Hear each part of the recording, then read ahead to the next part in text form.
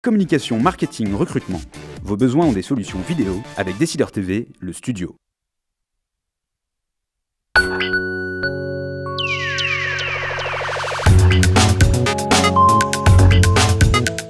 Les décideurs de la gestion, les conseils, c'est l'émission qui applique de manière synthétique et pratique les conseils que vous pouvez retrouver en cliquant sur le lien voisin sur le même site, les décideurs de la gestion, l'analyse.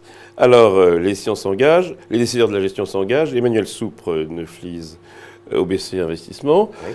Emmanuel, si vous donniez un conseil, et on va dire même pour cette année, pas pour les 15 jours qui viennent. Alors, en termes de valeur ou en termes de secteur? Bon, en termes de valeur, je crois que un conseil, c'est de continuer à regarder positivement des sociétés qui sont engagées dans des restructurations, type Carrefour, type Veolia. Donc sans regarder spécialement le secteur, c'est plutôt vous jouez le management et le développement de son plan. Hein.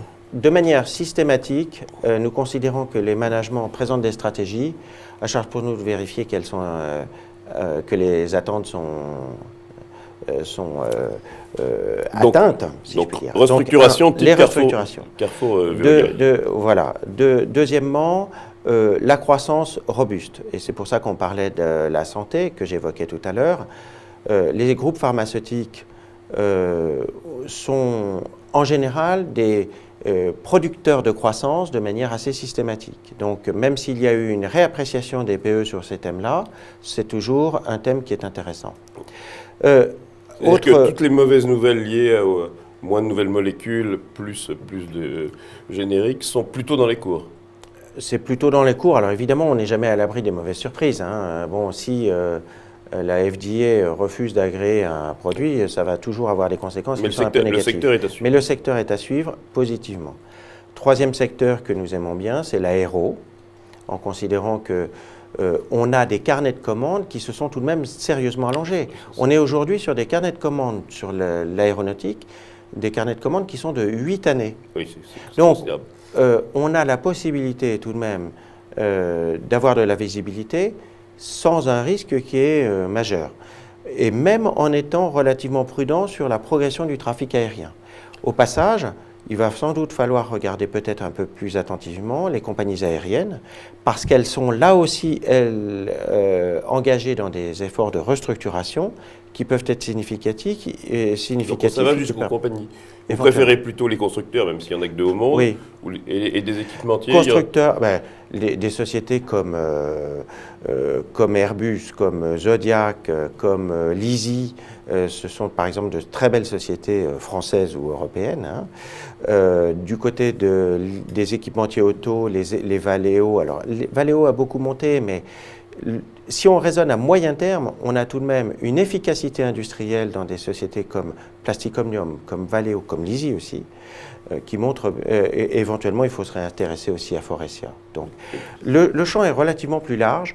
En fait, à chaque fois, la question que je me pose, c'est comment j'imagine les sociétés que j'ai devant les yeux dans 5 ans. Est-ce que je les imagine être plus saines, mieux portantes, dynamiques et en croissance ou pas, pour faire simple? Alors, un conseil de vente, d'arbitrage, qu'est-ce qu'il faut éviter en réalité? Alors, ce qu'il faut éviter, c'est...